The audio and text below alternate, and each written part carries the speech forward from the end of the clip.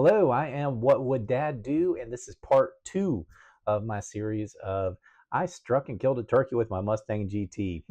So it wasn't on purpose, I promise. But today, what we're going to do is we're going to take you through a little bit about the repair process, what that looks like, and then some of the particulars as far as how that impacts you insurance wise, what you do in those situations, etc. So I hope you enjoy it.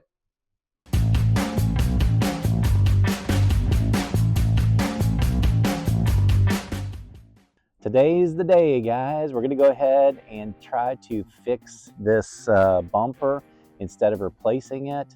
I'm going to give it a whack. I've never done this before, so hopefully I won't wreck the whole car, right? Wreck the whole front bumper, but we'll see.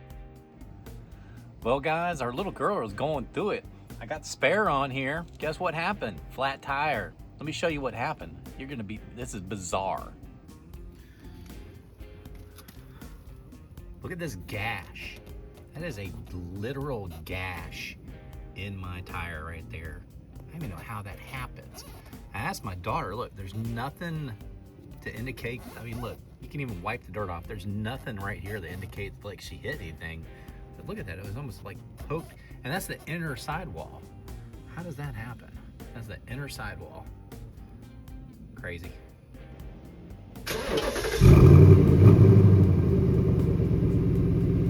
From what I understand, we're going to have to take this top part off first, and then we're going to go around to the sides under the wheel wells, and then we're going to go underneath and catch everything. So it's the top, then the sides, and then underneath.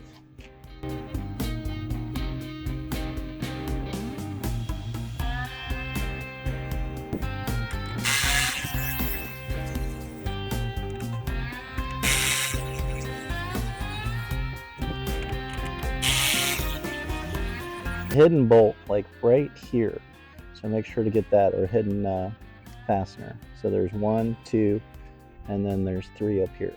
Take those off. I'm just going to use a pair of needle nose pliers and just bring it over here.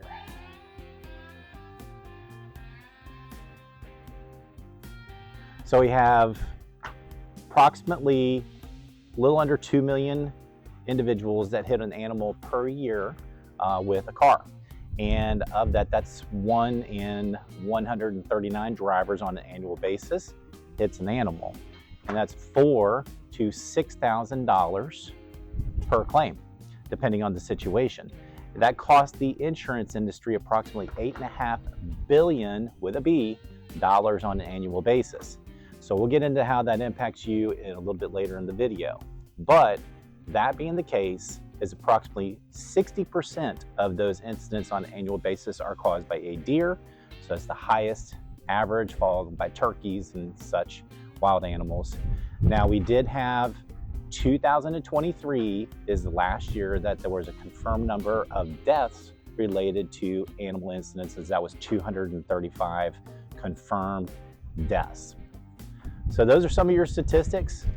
Let's go ahead and get started on this one. Now, interestingly enough, this is a 7mm bolt.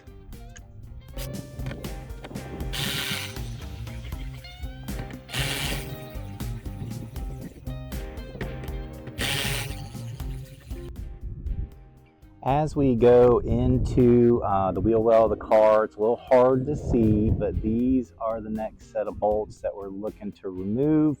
Again, this is in the fender part right here of your car, and it's these 2 guys right here. That's ultimately what the last piece is to hold the fender on.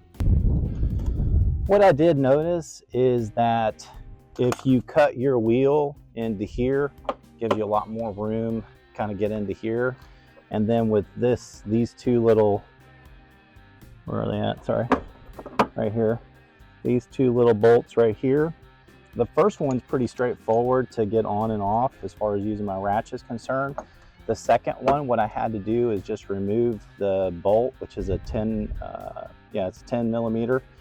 So I had to remove it and put it on it, and then just kind of back this thing down onto the top of it was what I ended up doing on the back one. So that's how I got those. So we did remove This under paneling, definitely want to clean that one up. Not sure if this is necessary, but I went ahead and removed it. Anyway, it's not that difficult to put back on. Just gonna lift it up here. Oh, we do have some connections here.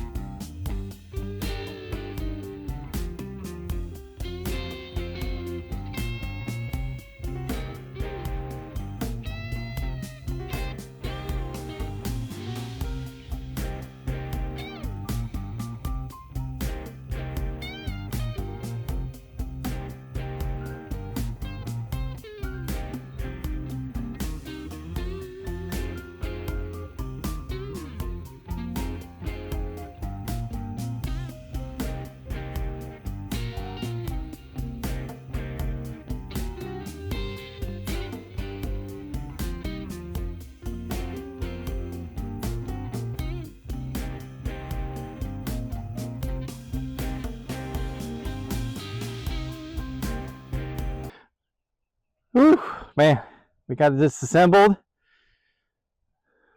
These are the tools that I basically used down here.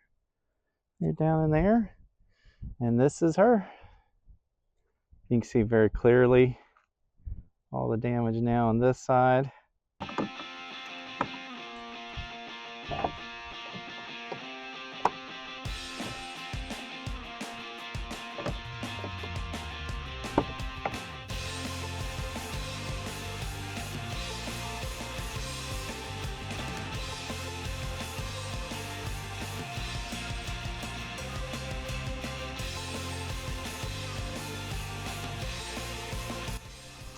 Here's the damage from the back side. Horse emblem. You can see it's cracked right up in here. Here is that one crack from the back side. So this is what we're looking at. Well, this is something I just noticed. Look at how these slats right here, they are all jacked up. Definitely gonna have to check that one out, figure out what's going on there.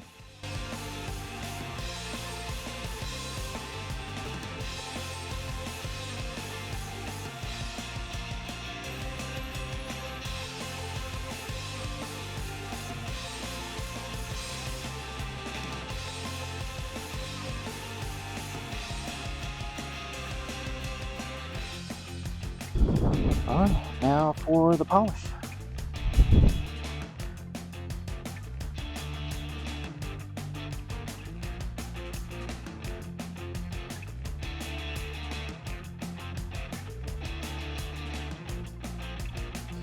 All right, and then last we have our ceramic coating.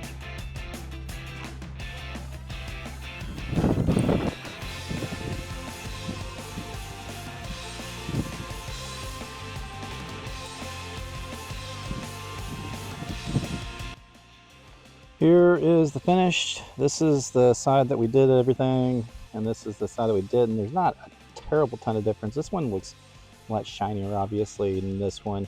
Still didn't get rid of the little nicks in here. I have to figure out what I want to do with these, but I think that's just come from road wear. But overall, pretty good shop. So we're going to go ahead and finish this one up on the other side, and then I'm going to reinstall it. Is what I've been doing, and right now we're at this point. We've got everything back together, everything buttoned down. Looks really good so far. This is just some primer basically. We're gonna paint the whole thing black, and I finally picked out this guy for our logo, and here he is.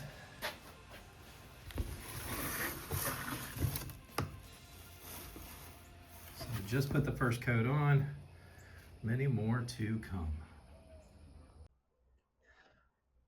Well, that was a lot of work, but it only took a short amount of time, and I think it's going to end up being all right. But I'm about to put everything back together. I didn't think you guys really needed to see that part. It's just basically the same thing, just in reverse, right? So that being the case, I do want to address one more thing, and it is about the car. Now, I was researching this as far as what to do, and if you're running down the road and you do encounter something like that, what is said online to best go on is to not swerve. We already got that one down. So unless it's like a human being or a very large animal or something like that, then you might do something like that for sure. But what happens if you actually do strike something? What is the next move? Do you try to stop? Okay, the first thing we want to do is we want to go ahead and stop at the nearest safe place and turn on your hazards. That's one thing I forgot to do. Turn on your hazards. Then what we want to do is we want to, if it is something that is a larger animal, or if it's smaller, I mean, assess that. So we want to check out the car too, as far as that's concerned.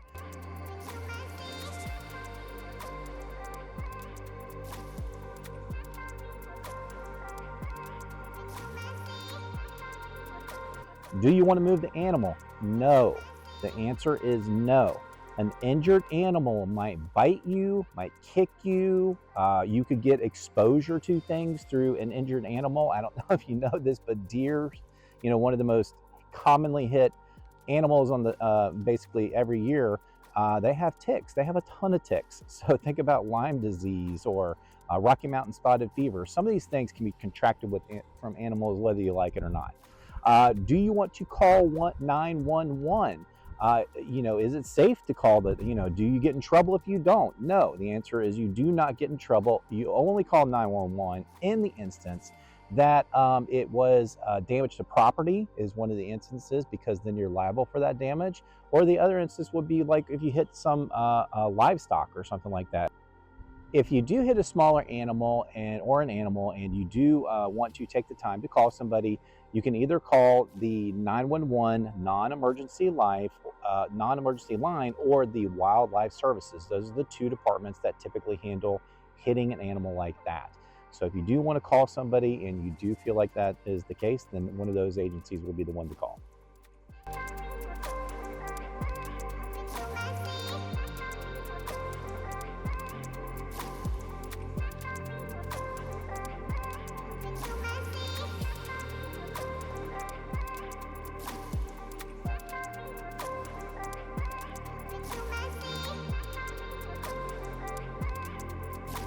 Once again, thank you guys for all the time that you took to hang out with me today.